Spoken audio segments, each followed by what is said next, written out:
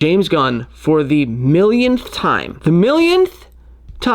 just clarified that Robert Pattinson is not the DCU Batman. And every single time he says he is not the Batman, people still go online and claim there's no way, he has to be the Batman. And then you get all these fan edits of that scene where Superman's rising from the smoke and he's looking up at the camera, and then they're hyperimposing it with the scene of Robert Pattinson's Batman looking up at the camera after he helps people get out of the rubble at the end of the Batman. And they're like, look, they're pretty much the same shot, like they would be perfect together. And listen, I hear you. Batman is my favorite superhero of all time. I don't know if you could tell by my surroundings, but I have Batman everywhere. I literally have a Hot Toys collectible of the Robert Pattinson Batman, and it is absolutely glorious. I spent an absurd amount of money on it, and I will not tell you how much. If you really want to know, you can Google it and find out very easily. But what I'm trying to get at is the Robert Pattinson Batman is my favorite Batman movie, and I know that's not a popular opinion, and if you don't believe me, that is the only Hot Toy that I've ever bought, and so clearly, why would I not buy the Ben Affleck one? Why would I not buy the Michael Keaton one? It's because this is my favorite Batman, and that is because growing up as a kid, when I was reading Batman comics, I always gravitated towards the detective side of him. I liked seeing him be the Sherlock Holmes. I love watching Batman beat the shit out of bad guys. It's one of my favorite parts. But above all else, I love seeing him be a detective. One of my favorite movies of all time is Seven, about Brad Pitt and Morgan Freeman in hunting down Kevin Spacey's serial killer. I just love detective stories. So when we got the Batman, and it was predominantly a movie with him being a detective, that was what I always wanted. I love the Ben Affleck bat suit the best and his fighting style the best.